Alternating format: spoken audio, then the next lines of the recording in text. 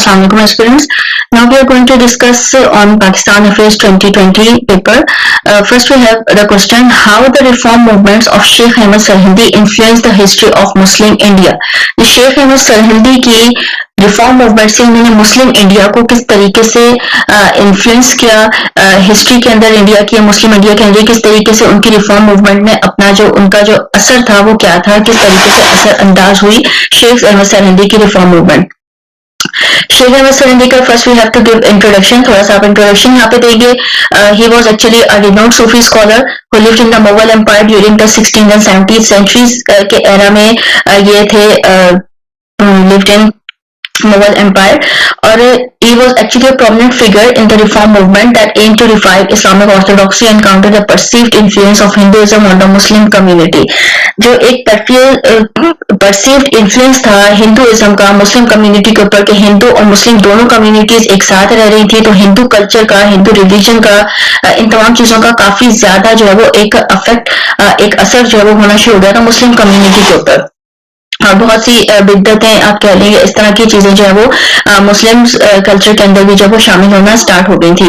तो जो एक इस तरह का इन्फ्लुएंस था, उसे काउंटर करने के लिए, उसको इस्लामिक ऑर्थोडॉक्सी को वापस लाने के लिए, और इस तमाम जो इन्फ्लुएंस था हिंदुइज्म का, इसको काउंटर करने के लिए जो है शेख अहमद सरहिंदी ने अपना एक बहुत अहम रोल प्ले किया. इनकी रिफॉर्म मूवमेंट इन्होंने स्टार्ट की और इनका मकसद यही था कि मुसलमान जो हैं, जो उनका अपना कल्चर हेरिटेज है, जो उनका रीजनल जो रिलीजियस हेरिटेज है, उसको दोबारा से वापस लेकर आए. और जो मुस्लिम्स का एक प्रोफाउंड इम्पैक्ट था मुस्लिम्स इंडिया के ऊपर बहुत तरीकों से, जो शुरू से एक इफेक्ट रहा था, उसको किस तरीके से वापस लाया जा सके, मुस्लिम्स का जो अपना एक इम्पैक्ट था उसको किस तरीके से अपने उसी मकाम को, उसको वही मकाम जो है वो दिलाया जा सके. ठीक है जी. अब उनकी टीचिंग्स और एक्शंस जो हैं काफी ज्यादा उनका इफेक्ट था. नंबर 1 जो मोस्ट इंपॉर्टेंट थी वो थी promotion of Islamic orthodoxy. Islamic orthodoxy को इन्होंने काफी ज्यादा प्रमोट किया था. Sheikh Ahmad Sirhindi was a strong advocate of orthodox school of thought and was critical of the more liberal interpretation. जो इस्लामिक ऑर्थोडॉक्सी थी, जो एक इस्लामिक कंसेप्ट था, बेसिक जो शरीयत में और लॉ में, हर तरह की चीज में जो इस्लामी नॉलेजेस थे, वो एक कंप्लीट उसी स्कूल ऑफ थॉट से ताल्लुक रखते थे. और जो लिबरल इंटरप्रिटेशन हो रही थी इस्लाम के अंदर, मुस्लिम कम्युनिटी के अंदर, उस चीज के काफी ज्यादा वो जो है वो अगेंस्ट थे. और उनका जो स्कूल ऑफ थॉट था वो कंप्लीटली एक सुन्नी ऑर्थोडॉक्सी सेक्टर के ऊपर जो है वो डिपेंड कर रहा था. ठीक है जी. अब इनका क्या बिलीफ था कि जो ट्रू इस्लामिक फेथ है वो करप्ट होती जा रही है, मतलब कि उसके अंदर जो वो हिंदू इन्फ्लुएंस आ रहा है, और ये बहुत ज्यादा जरूरी है कि जो कुरान और सुन्ना के प्रिंसिपल्स हैं, जो saying and actions of Prophet Muhammad सल्लल्लाहु अलैहि वसल्लम के, उसके ऊपर मुसलमान वापस आए और उन टीचिंग्स को उन के ऊपर जो है वो एम्फसाइज करें. ठीक है जी. तो इनकी टीचिंग्स क्या थी? He was actually emphasised the important of observing religious teachers following the sharia, Islamic law को देखते हुए, शरीयत को देखते हुए तमाम टीचिंग्स जो है इनकी थी. और इन्होंने जितनी भी इनोवेशंस या रेवोल्यूशंस की जा रही थी डॉक्ट्राइन्स ऑफ इस्लाम के अंदर, उन्हें इन्होंने कम्प्लीटली रिजेक्ट कर दिया था. सेकेंड जो इनकी एक पॉइंट था वो था अपोजिशन टू हिंदुइज्म. ठीक है जी. शेख अहमद सरहिंदी ने क्या किया था, वो बहुत ज्यादा डीपली कंसर्न थे जो इन्फ्लुएंस हो रहा था हिंदुइज्म का मुस्लिम कम्युनिटी के ऊपर, जैसे कि जो कल्चरल एलिमेंट्स हैं, ये सोशल कस्टम्स हैं, इन चीजों के ऊपर के जो हिंदू प्रैक्टिसेस हैं वो उन्हें एक एज ए थ्रेट या एज ए स्ट्रेंथ के तौर पर नजर आ रही थी इस्लामिक आइडेंटिटी के ऊपर. और उनका जो मेन जो मकसद था वो यही था कि इस तमाम इन्फ्लुएंस को काउंटर किया जा सके. और अपनी टीचिंग्स और राइटिंग्स के जरिए उन्होंने ये किया कि मुसलमानों को जो है वो वापस अपने मजहब की तरफ लाने की कोशिश की. ठीक है जी. जो मुगल एम्पर है, अकबर की पॉलिसी थी, जो रिलीजियस टॉलरेंस था, जो अकबर ने अपना एक दीन इलाही प्रपोज कर दिया था, इन तमाम चीजों के अगेंस्ट बहुत ज्यादा क्रिटिकली इन्होंने अपना नुक्ता नजर उठाया. और इसको जो है वो इस्लामिक प्रिंसिपल की खुली गद्दारी के तौर पर जो है ये इस चीज को समझते थे. पॉलिटिकल एक्टिविज्म की अगर हम बात करें तो शेख अहमद सरहिंदी जो है वो मतलब एक रिलीजियस स्कॉलर तो थे, लेकिन साथ साथ वो पॉलिटिकली भी एक्टिविस्ट थे. अब जो उनकी ड्यूटी थी, उनका मतलब ये कहना, ये मानना था कि ये एक इनकी मुस्लिम्स की ड्यूटी है कि वो इस तरह के जो एनक्रोचमेंट्स हो रही हैं नॉन मुस्लिम पार्ट्स की तरफ से, और एक इस्लामिक स्टेट में जो है एक होनी चाहिए कि जहाँ पर उनके बिलीव्स को किसी किस्म का कोई खतरा लाक ना हो। तो इस चीज के लिए उनकी बहुत ज्यादा मुसलमानों को उन्होंने बहुत ज्यादा फोर्स किया और इस चीज के ऊपर जो है उनका यकीन था कि मुसलमानों की एक सेपरेट स्टेट हो ताकि वो हिंदू कम्युनिटी के ऊपर से जो है वो इस तरीके से अफेक्ट ना हो। ठीक है, तो इन्होंने क्या किया था, इस चीज में इनका मेन रोल अगर देखा जाए तो उन्होंने मुगल एम्पायर जहांगीर, ठीक है जी, ने बहुत ज्यादा सपोर्ट किया था। जो उनके सिख जो गद्दार थे, जो बगावत कर रहे थे, उनके अगेंस्ट इनका बहुत ज्यादा मुगल एम्पायर जहांगीर का रोल था और इन्हें बहुत ज्यादा सपोर्ट किया था शेख अहमद सरहिंदी ने। ठीक है जी, और जो काजी सूफी ऑर्डर था, ठीक है जी, इसमें भी काफी ज्यादा ये इंस्ट्रूमेंटल रहे और एक इस्लामिक ऑर्थोडॉक्सी का जो ये एक कम्प्लीटली एक उन्हें खतरा नजर आ रहा था, इसमें उन्होंने बहुत अहम रोल प्ले किया। लीगेसी की अगर बात करें तो शेख अहमद सरहिंदी की जो टीचिंग्स है और जो लीगेसी है वो काफी ज्यादा एक मतलब पुरअसर रही।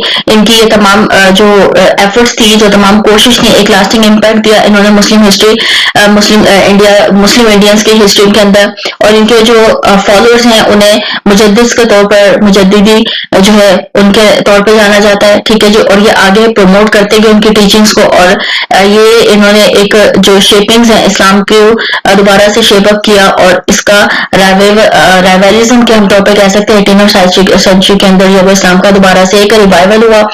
मुजद्दिदी मूवमेंट जो थी उसने काफी ज्यादा कंट्रीब्यूट किया। जो देवबंदी स्कूल है, स्कूल ऑफ थॉट, उसके राइज में काफी ज्यादा कंट्रीब्यूशन की इन्होंने और अभी भी जो है वो इनका एक तबलीगी जमात के तौर पर या वहाबी मूवमेंट के तौर पर हम इन्हें कह सकते हैं कि इनका रोल अभी तक जो है वो काफी जारी सारी है। कंक्लूजन की अगर हम बात करें, जो शेख अहमद सरहिंदी की जो रिफॉर्म मूवमेंट थी एक काफी सिग्निफिकेंट इम्पैक्ट था मुस्लिम हिस्ट्री के अंदर।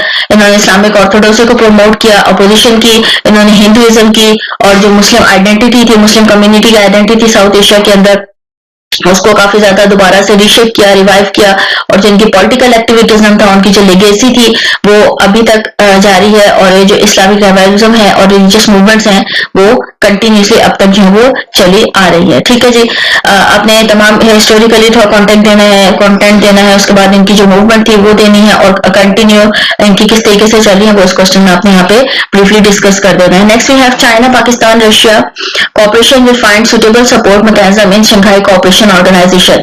जो शंघाई कॉपरेशन ऑर्गेनाइजेशन थी SCO, ठीक है जी, अब ये 3 कंट्रीज का जो एक कॉपरेशन मैकेनिज्म है वो सुटेबल सपोर्ट इस चीज को मिल रही है SCO में। इस चीज को हमने एलेबोरेट करना है। ठीक है जी, एलेबोरेशन में अब हम क्या करेंगे, इस SCO में अगर देखा जाए तो ये एस्टेब्लिश हुई थी 2001 में और इसमें जो एक मल्टीलेटरल ऑर्गेनाइजेशन थी जिसका मेन एम था कि प्रमोट करना है कॉपरेशन और कोलैबोरेशन को बिटवीन इट्स मेंबर स्टेट्स और जो वेरियस इश्यूज हैं related to insecurity, trade, energy और कल्चरल एक्सचेंजेस, इसको लेकर इनका जो मेन एम था SCO का वो इस चीज को प्रमोट करना था। अब इस ऑर्गेनाइजेशन के जो है वो 8 मेंबर स्टेट्स थे जिसमें चाइना, पाकिस्तान, रशिया और इसके साथ साथ 4 और डिफरेंट डायलॉग पार्टनर्स भी थे इनके साथ में। अब ये कॉपरेशन जो है चाइना, पाकिस्तान और रशिया, इन तीनों के लिए जो एक ऐसा मोमेंट था ईयर्स में कि SCO ने जो है प्रोवाइड की थी काफी ज्यादा सुटेबल एक सपोर्ट मैकेनिज्म दिया ताकि ये इनका जो ट्राइलेटरल पार्टनरशिप है वो बिल्डअप हो सके। और इसका रीजन क्या था ये ट्राइलेटरल पार्टनरशिप बिल्डअप करवाने का, कि इनके दरमियान जो इंटरेस्ट है उनको शेयर किया जा सके। चाइना, पाकिस्तान और रशिया जो है वो कॉमन इंटरेस्ट शेयर कर रहे थे, प्रमोट कर रहे थे रीजनल स्टेबिलिटी को, इसके साथ साथ इकोनॉमिक डेवलपमेंट को भी।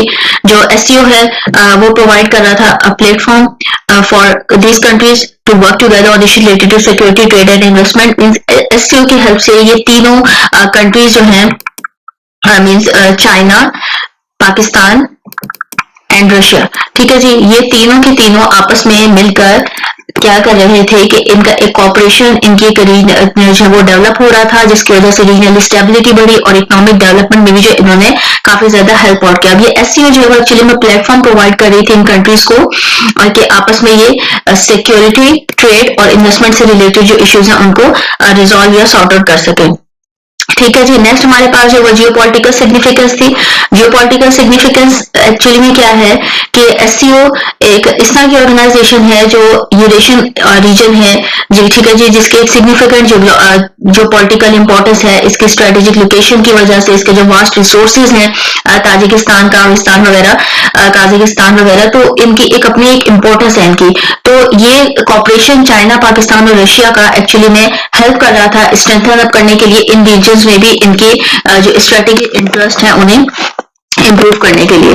काउंटर टेररिज्म कॉपरेशन की बात की जाए तो ये तीनों कंट्रीज आपस में मिलकर जो एक सिक्योरिटी चैलेंजेस थे रिलेटेड टेररिज्म, एक्सट्रीमिज्म और सेपरेटिज्म, इनके लिए इन्हें मिलकर काम किया। इंटेलिजेंस शेयरिंग हुई, इसके साथ साथ लॉ एनफोर्समेंट मिली, कैपेसिटी बिल्डिंग हुई। इकोनॉमिक कॉपरेशन की बात की जाए तो एससीओ ने जो है वो काफी ज्यादा अपॉर्चुनिटीज प्रोवाइड की अपने मेंबर्स स्टेट्स को इनके इकोनॉमिक टाइज थे उनको करने के लिए। चाइना बेल्ट और रोड इनिशिएटिव BRI, ठीक है जी, इसका एक सिग्निफिकेंट ड्राइवर था इकोनॉमिक कॉपरेशन रीजन में। जो एससीओ है उसने फैसिलिटेट किया जो कोऑर्डिनेशन चाइना, पाकिस्तान, रशिया के दरमियान हुआ इंफ्रास्ट्रक्चर प्रोजेक्ट्स का, ट्रेड का, इन्वेस्टमेंट का, इन तमाम चीजों में एससीओ ने जो बहुत ज्यादा तीनों कंट्रीज को हेल्प आउट किया। कल्चरल एक्सचेंज की बात की जाए तो same as above cultural exchange हुआ, पीपल टू पीपल और कॉन्टेक्ट हुए इसके मेंबर स्टेट्स के दरमियान में, और एक जो ग्रेटर अंडरस्टैंडिंग थी चाइना, पाकिस्तान और रशिया की वो एनहेंस हुई इस कॉपरेशन के जरिए। ठीक है जी, मीन्स कि बेसिकली अगर हम इन कंक्लूजन देखें तो इस ऑर्गेनाइजेशन ने एक ऐसा प्लेटफॉर्म प्रोवाइड किया कंट्रीज को आपस में काम करने के लिए वेरियस इश्यूज के ऊपर, म्यूचुअल इंटरेस्ट के ऊपर, जिसमें सिक्योरिटी थी, ट्रेड था, कल्चरल एक्सचेंज थे, इन तमाम चीजों के ऊपर हुआ। और जो एससीओ है उसने एक इम्पोर्टेंट रोल प्ले किया एक रीजनल स्टेबिलिटी को प्रमोट करने के लिए, इनके आपस में इनकी इकोनॉमिक डेवलपमेंट को ग्रोथ करने के लिए। और इसके साथ साथ जो यूरेशियन रीजन थे ताजिकिस्तान, काजाकिस्तान वगैरह, इन कंट्री इनको भी मिलाकर जो है वो एक स्ट्रेटेजिक इंटरेस्ट मेंबर स्टेट्स का बढ़ाया, और इस तरीके से एक रीजनल स्टेबिलिटी में जो है इसने अपना एक इम्पोर्टेंट रोल प्ले किया।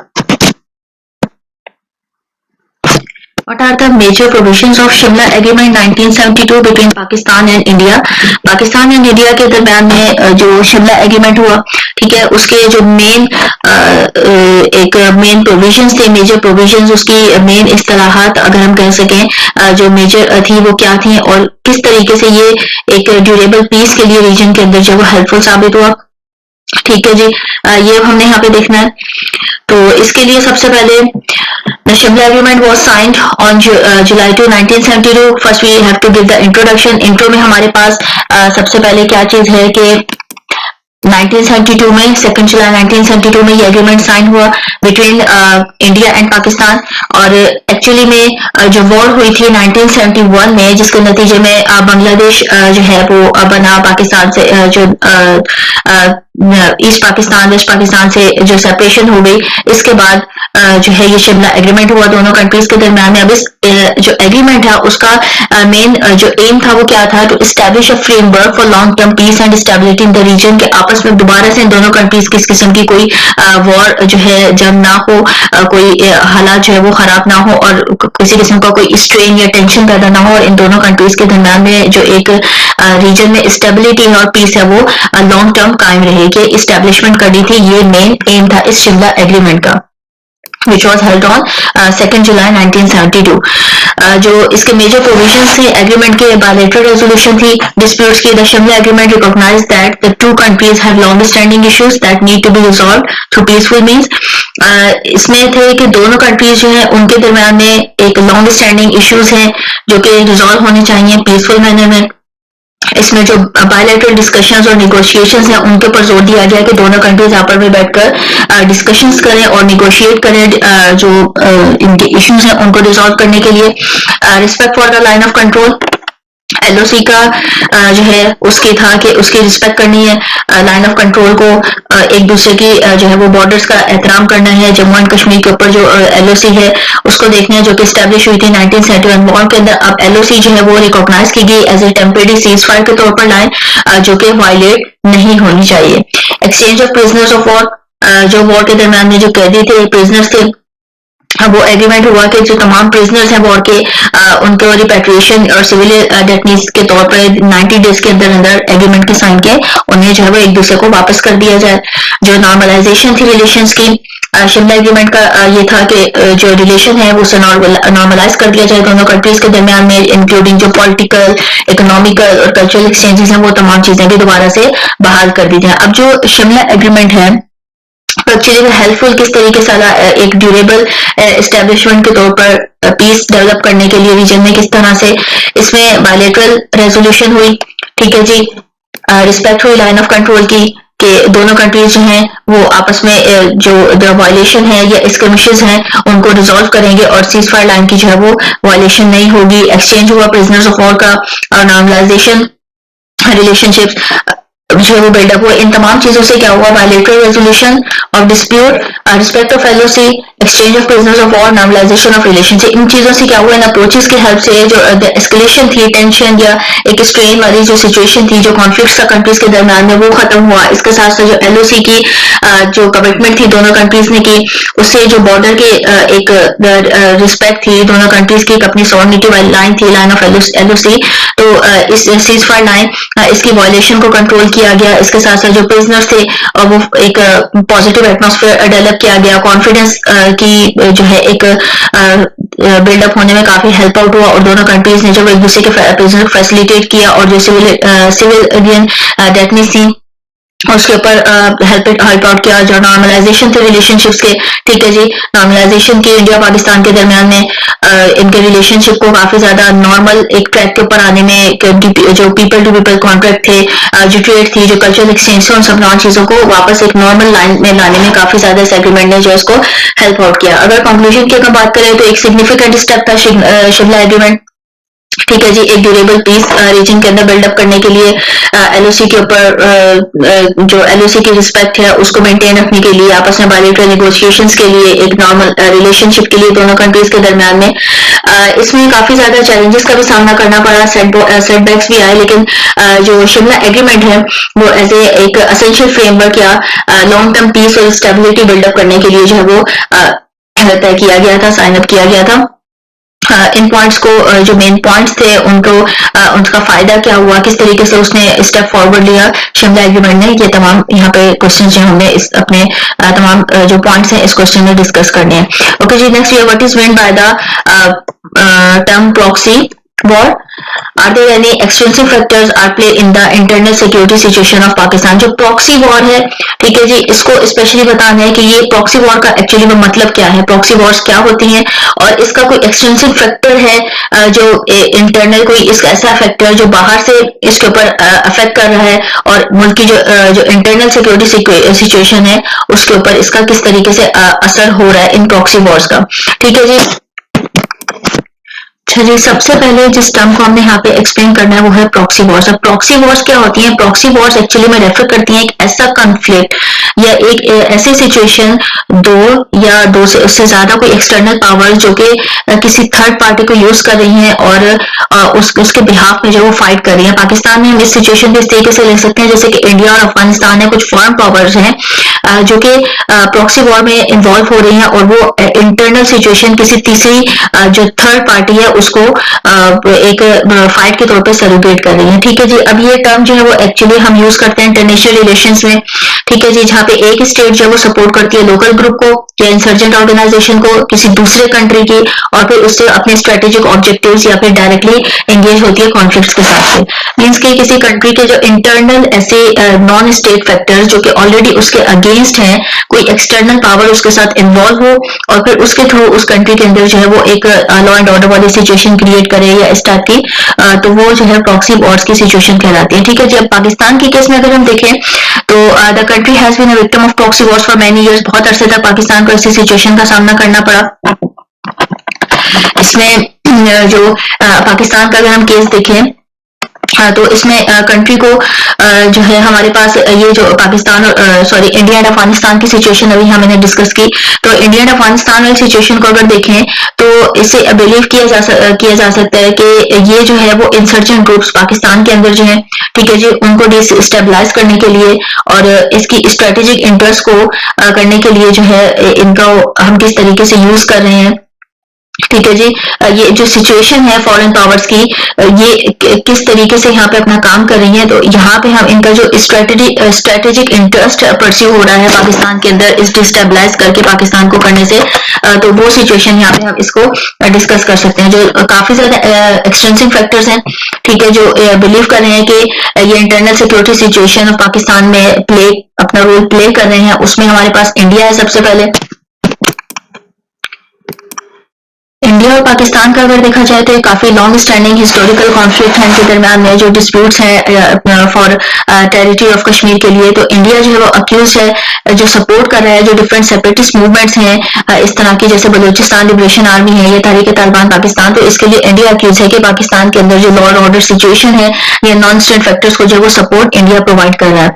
अफगानिस्तान की अगर बात की जाए तो इंस्टेबिलिटी है अफगानिस्तान की, ठीक है जी, इसका भी सिग्निफिकेंट इम्पैक्ट है पाकिस्तान के इंटरनल सिक्योरिटी सिचुएशन के ऊपर। तालिबान जो है उनके काफी क्लोज टाइज हैं पाकिस्तानी इंटेलिजेंस एजेंसीज के साथ, और ये एक्यूज हैं जो अटैक्स हो रहे हैं पाकिस्तानी सॉइल के ऊपर अफगान गवर्नमेंट की सपोर्ट के साथ, उसके लिए। यूनाइटेड स्टेट्स की अगर बात की जाए तो यूनाइटेड स्टेट्स यहाँ पर इनको भी काफी ज्यादा इन्वॉल्व माना जाता है रीजन के अंदर। 1980 से प्रोवाइड कर रहे हैं सपोर्ट काफी ग्रुप्स को, जिसमें जो सोवियत यूनियन के अगेंस्ट काम कर रहे थे।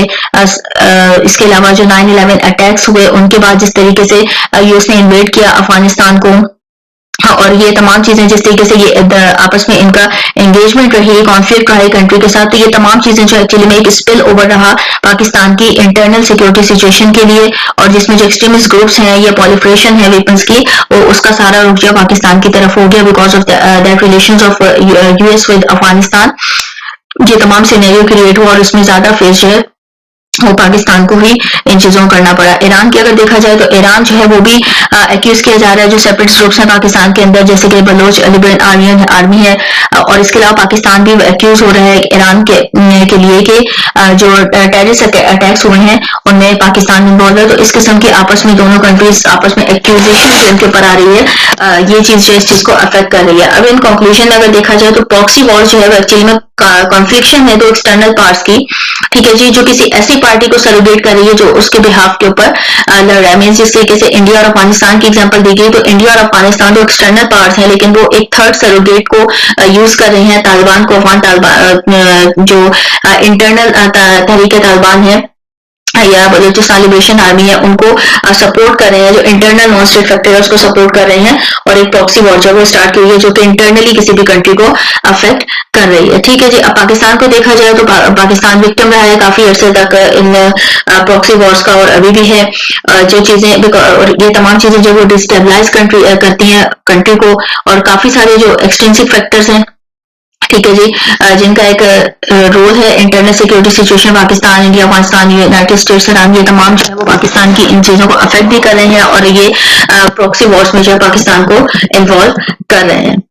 Next question we have is discuss the main features of political culture Pakistan. Pakistan का जो पॉलिटिकल कल्चर है उसके मेन फीचर्स यहाँ पे हमें देखने हैं। पॉलिटिकल कल्चर में आप देखें हमारे पास तो मेन फीचर्स हमें यहाँ डिस्कस करने हैं।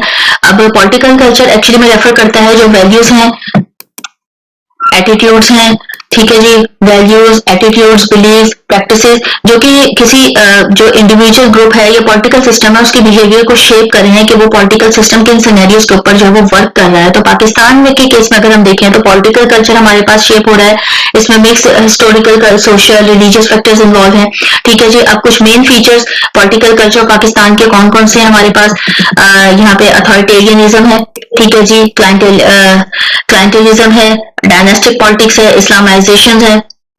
तो ये तमाम चीजें जो है वो अफेक्ट कर रही हैं पाकिस्तानी पॉलिटिकल सिस्टम को। लैक ऑफ पॉलिटिकल टर्म्स है, एथनिक एंड रीजनल आइडेंटिटीज हैं, ठीक है।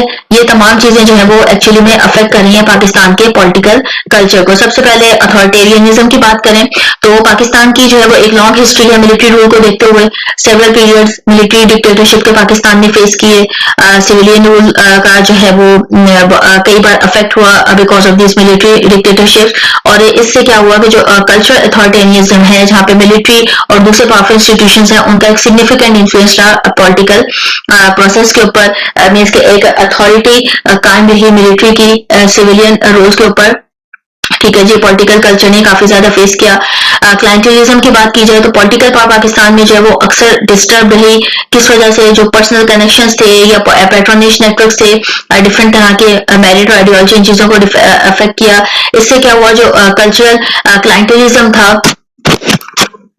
अब अगर हम क्लाइंटेलिज्म की अगर यहाँ पे बात करें कि क्लाइंटेलिज्म एक्चुअली में क्या है, तो इसमें ये कि आप ये समझ सकते हैं कि कोई भी किसी किस्म का पॉलिटिकल रेफरेंस या सोशल रेफरेंस या सोशल इंडिविजुअल या ग्रुप जो कोई बेनिफिट रिसीव कर रहा है या कोई प्रोटेक्शन रिसीव कर रहा है, कोई सर्विसेज रिसीव कर रहा है किसी पावरफुल इंस्टीट्यूशन से या पावरफुल इंडिविजुअल से in exchange for its loyalty या सपोर्ट या सर्विसेज, इसे आप इन फेवरेटिज्म कह सकते हैं कि किसी एक पार्टी को या किसी एक जो है वो स्पेशल रीजन को या कुछ पर्सन्स को, पॉलिटिकल पर्सन्स को उनकी जो है उनकी क्लाइंटेलिज्म की बुनियाद पर, उनके किसी फेवर की बुनियाद पर या उनके कोई पर्सनल एक्सचेंज या सर्विसेज की बुनियाद पर दे दिया जाए rather than their qualification and achievement. तो इस तरह के कल्चर ने भी पाकिस्तान के पॉलिटिकल कल्चर को, एक ही पॉलिटिकल कल्चर है पाकिस्तान का इसी तरह का, जिसने इसे काफी ज्यादा अफेक्ट किया है।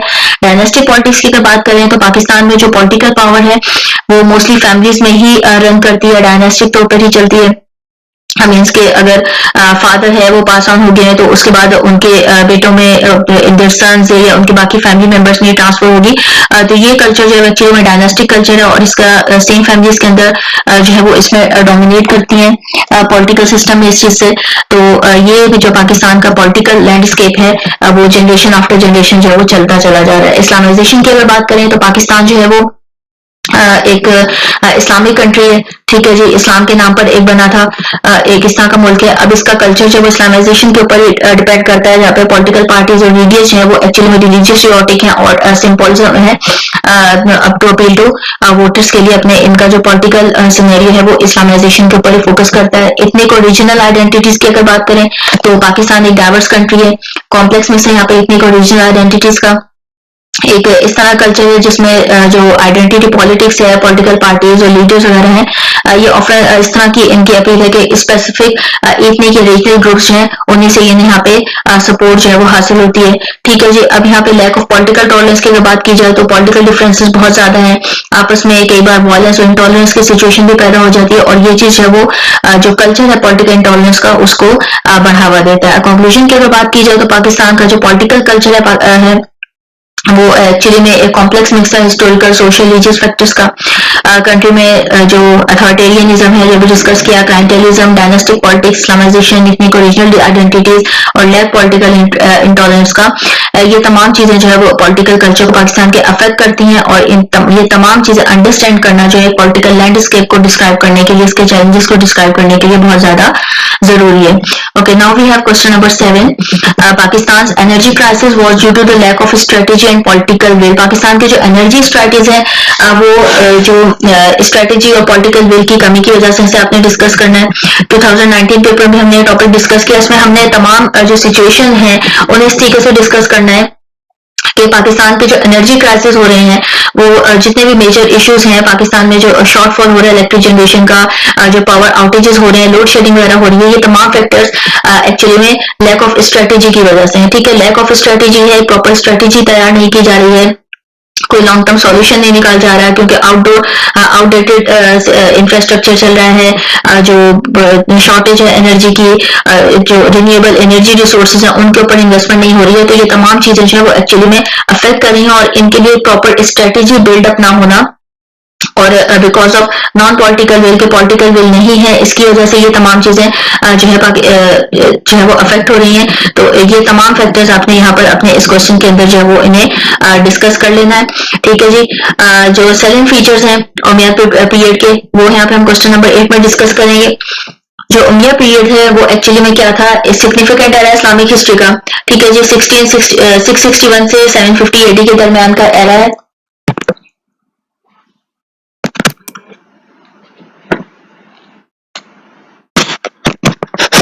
अब ये वाला जो पीरियड है ये एक्चुअली में जो उमैयद डायनेस्टी है उसका एक बाकायदा राइज समझा जाता है वाला पीरियड, क्योंकि इसमें जो इस्लामिक एम्पायर है उसने बहुत अच्छे से रूल किया और ये स्पेन से इंडिया तक जो वो स्प्रेड आउट हुआ।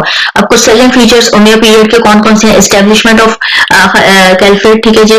जो खलीफा पीरियड था, उमिया पीरियड में इस्टेब्लिशमेंट हुई पहले इस्लामिक खलीफा, जिसमें उमिया डायनेस्टी जो है उसने सर्व किया एज ए मुस्लिम वर्ल्ड के ऊपर, ठीक है जी। Expansion of the Islamic empire, जो इस्लामिक एम्पायर है काफी ज्यादा टेरिटरीज के ऊपर जो है वो इस्लाम को उमिया डायनेस्टी ने जो है वो जो है इसको एक्सपेंड किया, जिसमें नॉर्थ अफ्रीका, स्पेन, इंडियन सब कॉन्टिनेंट, ये तमाम चीजें जो है इन्होंने उमैयद डायनेस्टी को काफी ज्यादा मालो दौलत से भी नवाजा।